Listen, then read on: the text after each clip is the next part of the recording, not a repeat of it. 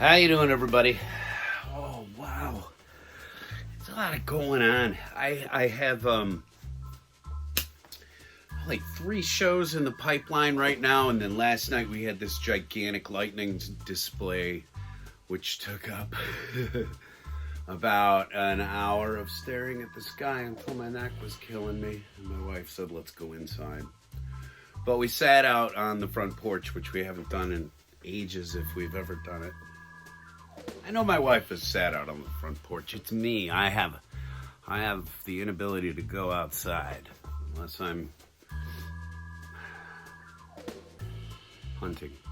Anyway, I have a whole mess of stuff for you. Wow, look at that. If I could have 3D, my finger would be just right out in your living room right now, or I'd be in the toilet stall with you at work. You think I don't know. Anyway, so much going on.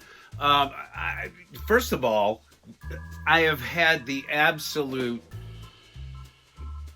dumb luck, horrible luck lately in terms of finding any DIECAST. You've seen. I went out this morning, like really early, and I still was an hour late to one store where they did actually put out a bunch of LKs. And so, of course, I missed the Batmobile. But in someone's zest to be knocking stuff off the pegs, I did find this S2000 Zamek just like laying face down. I've been saying this in the last couple of videos, folks, but hunting is a real thing. You know, like toy hunting is not going into a well-stocked store. Toy hunting is going into a place where you hardly expect to find anything, or when you don't find anything in the area that you're looking for, you go and turn over things, look behind things, because people are devious and they will stash stuff, and then they're also ignorant and not paying attention. I'm a good example of that. But I did find the McLaren Alva.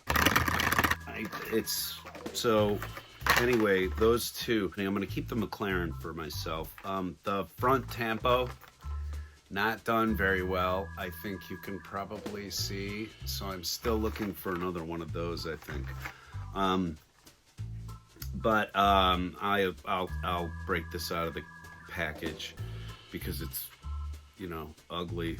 But anyway, the Honda is this S2000 is already spoken for. I am going to send this along with some other stuff. I'm going to send it to Naz at Nostalgic and also Shelby Street Diecast. Naz is a Ukrainian-born son of America now, and he's a really wonderful guy, and he's trying to raise money. So, and it's going to be a little while till his next auction. He just had one. So get over to his channel, check it out, because he always has a build up to what he's going to be auctioning off. This Zamek will be in a box to send to Naz very quickly. Very quickly for us, meaning like 7 months. I'm in your face. You'll see it next year. Okay, now I'm gonna shift gears entirely because this is a payback episode for a viewer who I kind of teased this thing way back and said I was gonna show this because there were some comments underneath the video when I made mention of something that I'm gonna show you here now. But people were kind of like, hey, like, what was the, show us that. So I dug out my box of role-playing stuff from the 80s, the 70s, and 80s. Okay, yeah, I'm that old. I began playing Dungeons and Dragons in 1979, I believe, 1979 or 1980.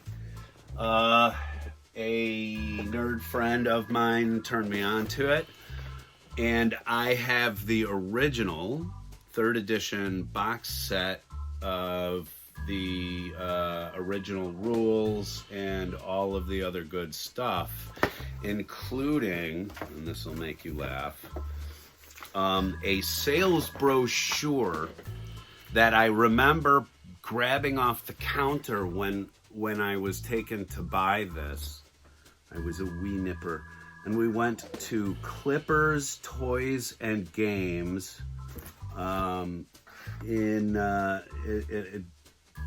Clippers Toys and Games the year around on Waukegan Road in Glenview, Illinois. I don't know if it's still there anymore, but we used to buy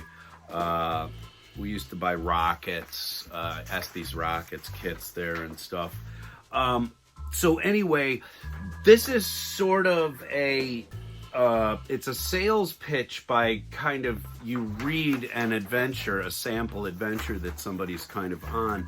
And then on the back, they have like a bunch of stuff like, hey, buy the Player's Handbook. Hey, buy the Monster Manual. Hey, buy the Dungeon Master's Guide, Deities and Demigods. All that other fun stuff. And this is the original book for the basic instructions, and the original B2 module, which came with it. Modules are basically adventures. They are script outlines for your dungeon master, whom is your narrator. He plays the non-player characters, NPCs, meaning the people that you meet and all that stuff. One person needs to sort of think up and control the narrative of the story. You've got 5 people, and they've all rolled up these characters, random attributes and stuff, and you've got magic users and fighters and all of this other good stuff, okay? And originally, there wasn't that many in terms of people and things you could be. But eventually, they did come out with expert rules, which was prior to the advanced rules coming out. But this is a very dry read, of course. But there are pictures in there that are kind of neat.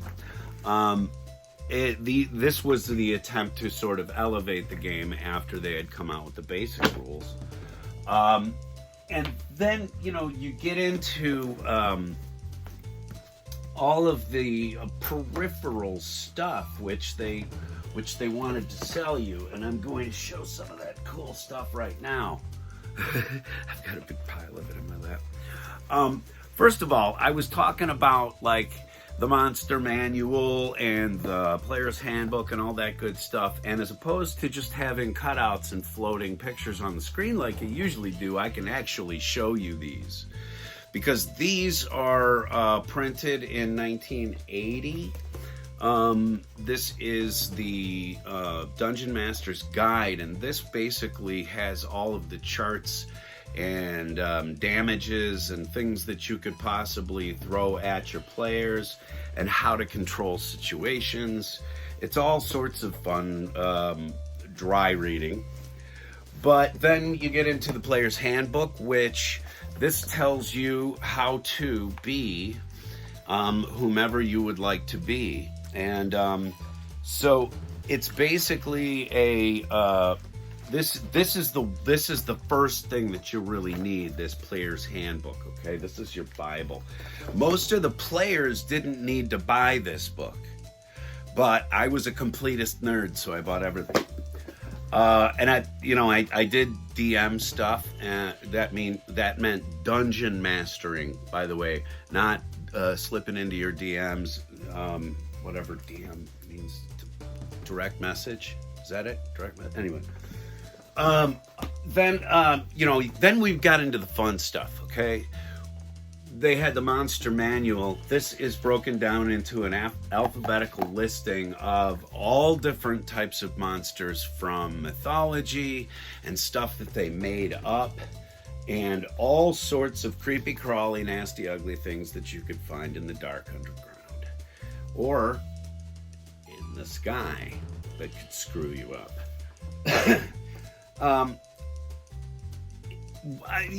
This was early days, okay? This is my early teen years. Instead of talking to girls, I was reading this stuff religiously. And we became very good at all of the information in this book here, you know? So eventually, just like anything else, the company had to expand. It started out in the front room and the kitchen of Gary Gygax's home in Lake Geneva, Wisconsin, which is very close to where I grew up. So we would see his stuff in the stores, the first editions, the very small manuals, and I never bought any of them because basically they were coming out with all of this other information, and it looked cooler. I do, however, have some relics from that era, so stick around. And honest to God, I hope this is entertaining, and I hope I'm keeping this moving quick enough for you. But once the game got rolling, there was a need for some of those scripts, right? So they started putting out manuals of an adventure, okay? Inside these are maps and illustrations and all sorts of stuff for different adventures that you could take your cruise on. And as you see, they were sort of marked for certain level players and stuff like that. So you had stuff that was tailored for, like if I had a bunch of characters level 5 to 7, this would be an adventure that would be challenging, but it would not whale the piss out of your character. The scaling of the adventure and the difficulty of the adventure was very important. And some of them became mythic in the game early on. And I don't know if these bear any resemblance to what they used to back at this time, because I have not played any role-playing games that aren't on a computer in a really long time. But I'm thinking about getting back into it. We'll talk about that too. Speaking of mythic pieces from the past, here I have from 1978. These are original adventures, okay? And this is the G series. It started with you started dealing with hill giants. And then the next adventure, if you lived through this, and there was a good possibility that you could die, and then you'd have to start it all over again, but things would be changed up because the dungeon master was not a computer. The dungeon master was usually a really creative guy, or me. So these helped you as a dungeon master to sort of throw things at your party and or keep the adventure rolling, okay? And we would sit up all night long. No coffee, no drugs, no nothing. Well, I started smoking pot towards the end of my playing games like this with my friends, but that was my problem and not theirs. So the G series, you started with the hill giants, then you got to the frost giants, okay, and then you got to the hall of the fire giant king, okay. And again, each of these, when you open them up, the outer shell of this is sort of a screen that you can put up between you and the players that shows you, the dungeon master, the outline of either the caves that they're in or the castle that they got up into. The sort of this is the hall of the fire giant. So yeah, that was pretty big one. And if you got through all three of those, and a module could take a month or more, because you were getting together, you had to get together at somebody's house. So it was usually like a Friday or a Saturday night, because I had no problems with women at the time. And we would get together and we would play this stuff until our eyes fell out. The the next series after the G series, I'm really excited about this. This is going somewhere. But the next series, if you got through all of the giant stuff, okay, the next series was the D series. Okay, I know that doesn't make any alphabetical sense, but that's the way it rolled. Okay, I'm serious. You would go into this underground situation and deal with the subterranean menace. And then if you made it through that, then you would go to a sort of an underwater, very Lovecraftian sort of experience there. There were mind flayers in that game. Oh man, this thing was a terror because it would come in and it would get a really good dice roll on you every time. Stand up and testify if you know what I'm talking about. The mind flayer. Oh, hated him. And then if you made it through all of that, then you had this final D series here, which was the this was the Drow. Okay, the Drow are like elves, but they're like dark elves. They're bad. Okay, and if you made it through all 6 of those adventures, here we are. We're at this is the okay. We are achieving the acme of what we are speaking. Then, and only then, after all 6 of those modules, where you had built up and you had found some really cool magic stuff, and some other cool stuff could happen to you, and then you had to try this, the Q1. Who remembers the Q1? Probably none of you. Okay, but the Q1 was this was like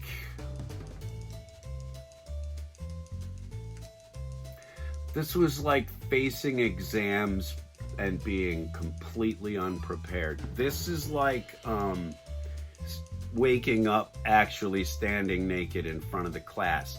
This stupid module, right? This ass here right now, man. This ass here.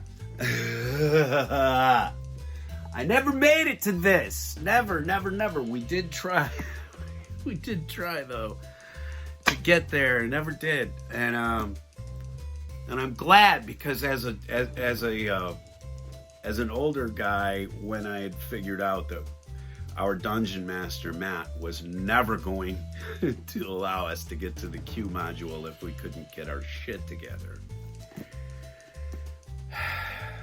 I bought the module because I wanted to see what it was. I wanted to see what was going on. And again, I'm a completist. I had the G series and the D series. I had to have the Q on top of that.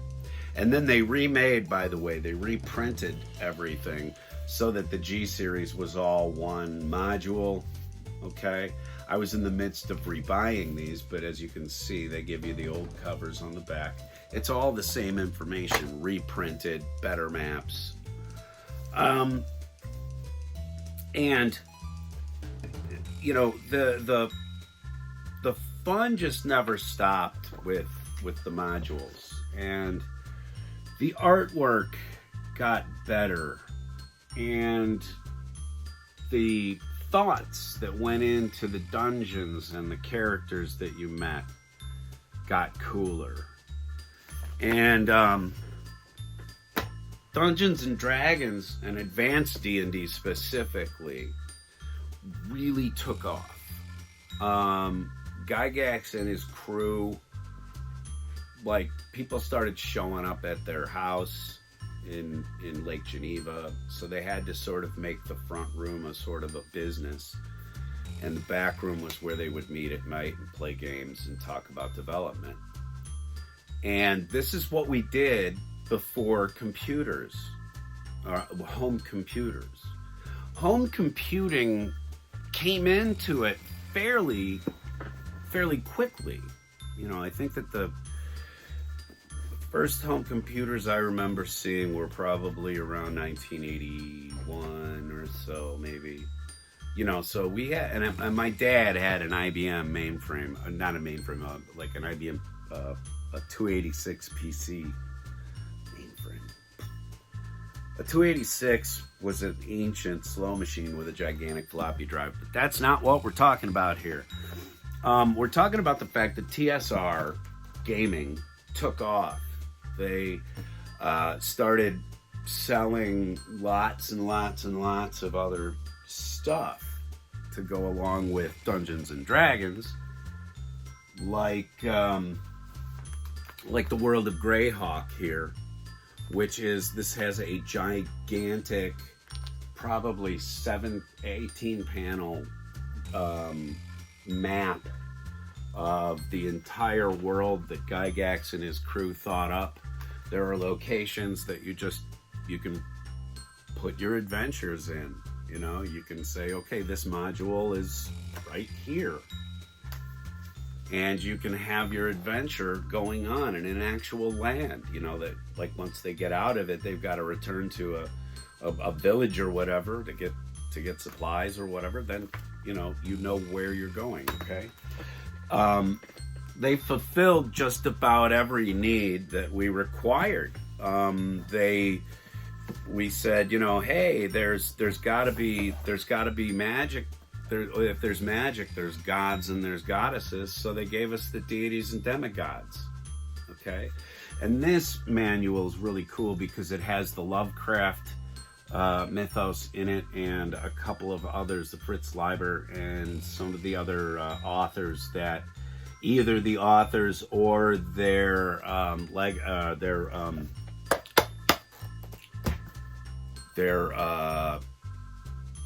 lawyers asked them to take out. So in subsequent books, you didn't find certain mythos. They call it the Cthulhu mythos in here. And I think the Melbournean mythos also was removed, which is Michael Moorcock and Elric and all of the Eternal Champions saga. So Elric and all of his crew are in here and everything else. They had to remove it and replace it in subsequent editions down the line, but I've got one of the first. It's a sort of a treasured thing. Not so much now that the internet exists and people can find stuff easily. I'm sure you could find a bone like me out there selling his stuff off. They gave us another monster manual of things from other planes of existence and other galaxies. So if this is all starting to sound a little bit like how Marvel has been indoctrinating you all with the movies, like they did all the technical stuff on Earth and then they started to go into space, and then does any of this sound familiar? They gave us the Fiend Folio, okay? And eventually a Monster Manual number 2. All of these have information and art on all of the creatures and everything else that you're going to be involved with. So they're quick references during play, and then also we would all read them like religiously. Study the stats. This is what we did instead of go on dates. My wife doesn't believe that I was this big a nerd, but I really was. And I'm gonna, let's see. I don't really need to talk about any of the rest of these modules, but I have a lap full of modules, different like pirate adventures on the coast. There are tombs and slave pits of the Undercity to free all of the slaves, and you did a lot of good in the world. As TSR became more and more successful, they began to branch out into other game worlds, a little bit like the whole Westworld, Future World, that kind of crap. So, of course, the next place that they were going to try to take us was Gamma World. And this is what was the original point of conversation. Yes, this is an entire, complete, original Gamma World set. It may make some of your eyes bug out. It may not. An actual referee's screen. And it's pristine. Like, I mean, I treated my gaming stuff like they were girls. Treated them very well, and I kept them on a shelf. I'm kidding. I had a couple of good different girlfriends at these times. It wasn't quite like that. Not quite. But and then they also, here's a little blast for you. Top Secret, which was basically being James Bond. Okay. All of these games were the predecessor to everything that you play out there now. All of these games on computer where you build a character up, whether it's in space with Mass Effect or it's on the ground in the past with dragons, with Skyrim.